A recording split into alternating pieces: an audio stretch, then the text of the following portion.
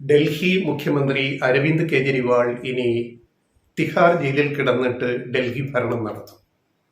അദ്ദേഹത്തിന്റെ ED custody കാലാവധി കഴിഞ്ഞ് ഇന്ന് അദ്ദേഹത്തെ കോടതിയിൽ ഹാജരാക്കി. തുടർന്നും ഇ.ഡി കസ്റ്റഡി ആവശ്യപ്പെട്ടില്ല. അദ്ദേഹത്തെ തിഹാർ ജയിലിലേക്ക് അയക്കാനാണ് കോടതി തീരുമാനിച്ചത്. ഈ മാസം 15 വരെ അദ്ദേഹം തൽക്കാലം തിഹാർ ജയിലിൽ തുടരും. ഇനി അദ്ദേഹത്തിന് അവിടെ കിടന്നുകൊണ്ട് മുഖ്യമന്ത്രിയായിട്ട് തുടരാൻ പറ്റുമോ ഇല്ലയോ എന്ന ചോദ്യത്തിലൊന്നും കോടതി ഇടപെട്ടിട്ടില്ല. കാരണം ഇതിന് മുകളിലുള്ള ഡൽഹി ഹൈക്കോടതി തന്നെ കഴിഞ്ഞ ആഴ്ച വന്ന ഹർജി തള്ളിക്കളഞ്ഞു. അതായത് കെജ്രിവാളിനെ മുഖ്യമന്ത്രി സ്ഥാനത്ത് നിന്ന് നീക്കണമെന്ന് ആവശ്യപ്പെട്ടു കൊടുത്ത ഹർജി തള്ളിക്കളഞ്ഞു. ഇതിലൊന്നും തീരുമാനമെടുക്കാൻ ഞങ്ങൾക്ക് കഴിയില്ല, ഇത്തരം നിയമവശങ്ങൾ കൂടുതൽ പരിഗണിക്കേണ്ടതുണ്ട്, തൽക്കാലം ഇതിൽ ഇടപെടുന്നില്ല എന്ന് പറഞ്ഞിട്ട് ആ ഹർജി തള്ളിക്കളഞ്ഞു. അപ്പോൾ നിലവിൽ കെജ്രിവാളിന് മുഖ്യമന്ത്രിയായിട്ട് തുടരാൻ യാതൊരു തടസ്സവുമില്ല. അത് ഇ.ഡി കസ്റ്റഡി ആയാലും ജയിലായാലും. അദ്ദേഹത്തിന് തെരഞ്ഞെടുക്കപ്പെട്ട മന്ത്രിമാരെ കാണാം, കോടതി തീരുമാനിക്കുന്ന മന്ത്രിമാരെ കാണാം, അദ്ദേഹത്തിന്റെ ഭാര്യയ്ക്ക് അദ്ദേഹത്തെ കാണാൻ സമയം അനുവദിക്കും.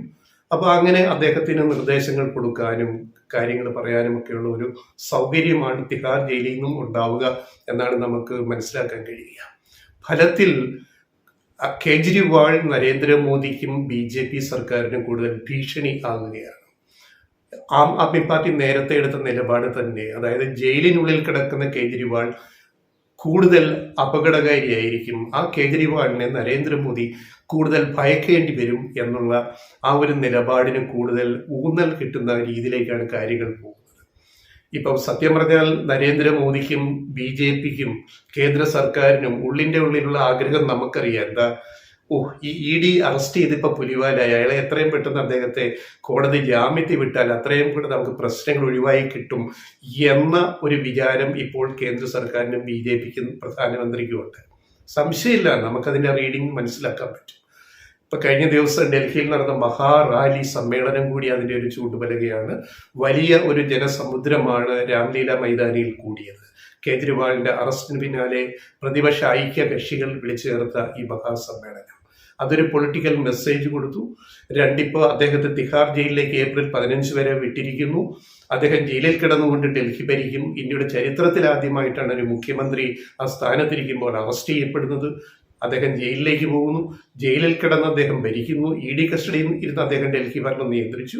അപ്പോൾ ഫലത്തിൽ ഈ സംഭവങ്ങളെല്ലാം നോക്കുമ്പോൾ കേജ്രിവാളിനും അവരുടെ പാർട്ടിക്കും, ആം ആദ്മി പാർട്ടിക്കും ഒരു വലിയ മൈലേജാണ് BJP സർക്കാരും ഇ.ഡിയും കൂടെ ഒപ്പിച്ചു കൊടുത്തിരിക്കുന്നത്.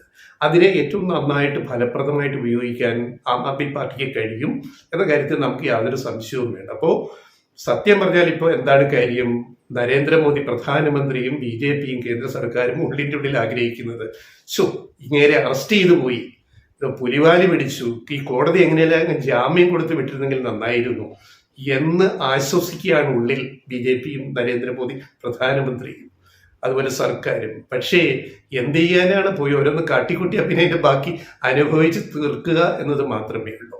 അപ്പൊ കോടതി ജാമ്യം കൊടുത്തില്ല, നേരെ തിഹാർ ജയിലിലേക്ക് ഏപ്രിൽ 15 വരെ അദ്ദേഹത്തെ അങ്ങോട്ട് അയക്കാൻ തീരുമാനിച്ചു. ഇതിന്റെ രാഷ്ട്രീയ തലവേദന BJPക്ക് തന്നെയാണ്. ഈ ഇലക്ഷൻ അടുത്ത ഘട്ടത്തിൽ പ്രചരണം കൊടുമ്പിരി കൊള്ളുന്ന ഈ ഘട്ടത്തിൽ ഏപ്രിൽ 15 എന്ന് പറയുന്ന ഈ ഒരു സമയം, ഇന്ന് ഏപ്രിൽ 1 മുതലുള്ള ഈ ഒരു സമയം വളരെ നിർണായകമാണ്. ഇത് പ്രതിപക്ഷത്തിന്, പ്രതിപക്ഷ കക്ഷികൾക്ക് ഒരു വലിയ രാഷ്ട്രീയ ആയുധമായിട്ട് ഉപയോഗിക്കാൻ പറ്റുമെന്ന കാര്യത്തിൽ ഞങ്ങൾക്ക് യാതൊരു സംശയമില്ല. ഇതിന്റെ തിരിച്ചടി കിട്ടാൻ പോകുന്നത് BJPക്ക് തന്നെയായിരിക്കും. ഈ 15 വരെയുള്ള കാലയളവിൽ ഇലക്ഷൻ നടക്കുന്ന ഈ ഘട്ടത്തിൽ ഈ ഒരു പ്രചരണ സമയമാണ്, ഇത് വളരെ പ്രധാനപ്പെട്ട ഒരു കാലയളവാണ് ഈ ഏപ്രിൽ 15 വരെ എന്ന് പറയുന്നത്. പിന്നെ പോളിംഗ് ബൂത്തിലേക്ക് പോകുന്ന ഒരു ഘട്ടമാണ്. ഇനിയും കൂടുതൽ കാര്യങ്ങൾ നമുക്ക് കാത്തിരുന്ന് കാണേണ്ടതാണ്. ഇതിന്റെ ബാക്കി പൊളിറ്റിക്സ് എന്തായിരിക്കും എന്നുള്ളത്. പ്രതിപക്ഷ കക്ഷികൾ ഇപ്പോൾ ഉണ്ടാക്കിയ ഐക്യം കൂടുതൽ സിമെന്റ് ചെയ്യപ്പെട്ട് മുന്നോട്ട് ഇൻടാക്റ്റ് ആയിട്ട് ഉറപ്പുള്ള ഒരു സഖ്യമായിട്ട് മുന്നോട്ട് പോവുകയാണെങ്കിൽ അത് BJPക്ക് ഒരു വലിയ വെല്ലുവിളിയായി ഈ സംഭവവികാസങ്ങൾ മാറാൻ സാധ്യതയുണ്ട്. കേജ്രിവാളിന്റെ അറസ്റ്റ്, തുടർന്നുള്ള രാഷ്ട്രീയ ഡെവലപ്മെന്റും നീക്കങ്ങളും ഒക്കെ ആ വഴിക്കാണ് സത്യം പറഞ്ഞാൽ നീങ്ങുന്നത്.